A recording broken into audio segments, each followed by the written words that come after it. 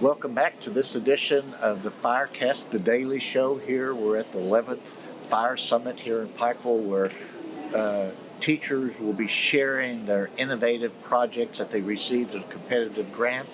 So I'm here with Alonzo Fugate from Breathitt County, and he is working on a project that a lot of us are familiar with, Alexa, Can You Hear Me Now? Mm-hmm. So Alonzo, tell us about where you came up with this idea of the project and how do you implement it? Well, last year for Christmas, we received our very first Alexa-enabled device, and so I was playing around with it with my little boy at home. He's 10. And when I got to school over the next few weeks, I was like, surely there's a way that we can incorporate this technology into the classroom. So me, being the curious mind that I am, got on the computer and was like, how can teachers use Alexa? And I found the website called Alexa Skill Blueprints.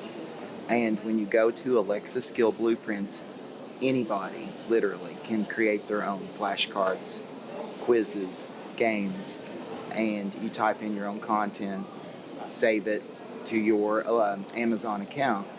And when you bring it up on an Alexa-enabled device, she'll read the question. The students can answer orally. She tells them if they're right or wrong. And you can even have follow-up information. So I've done games with my academic team over Greek gods and goddesses. I've created games literally in like 10 minutes over artists. With my second grade class this year, we use it, of course, to check the weather. But the games that I've made, one of them is over place value. And my second grade class can come up and I can start the game. I just have to say, Alexa, start the place value quiz. And she will say, in the number 745, what value is the 7? If the student answers 700, she'll say, correct, good job. They get that positive feedback right away.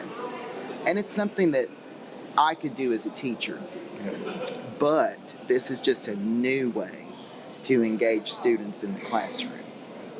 Well, Alonzo, as you're mentioning, I start thinking, parents can do this at home. Yes, they can. So, especially if there's remedial work or whatever, that just seems like this project could go back to the home in many ways. And one really good way that parents can use this at home, because I know that there's going to be parents who say, well, I would love to do this, but I don't have time to sit down even 10 minutes and create a game, or I don't want to create a game. But if they have an Alexa-enabled device, I can share my games with them.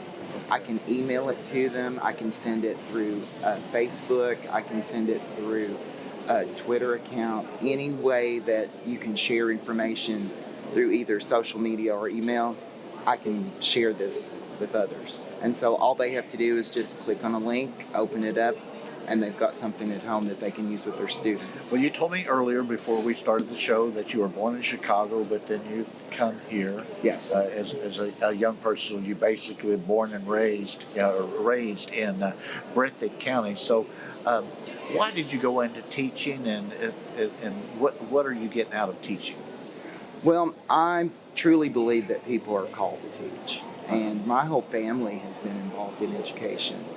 On my mom's side, my grandfather was a teacher. My great uncle was a teacher and also was chairman of the Board of Education in Breathitt County for a while. My mother worked as a teaching assistant for a while. My wife is a teacher. I'm a teacher. So it sort of just came naturally to me. And I've always enjoyed learning. And for me personally, learning things myself, like this Alexa, and then teaching it to others. And that's why I was so excited to be here today and present this information to people. Well, Alonzo, appreciate your work and good luck on your project. And you'll have to come back and tell us in spring how it worked out. Thank you very much.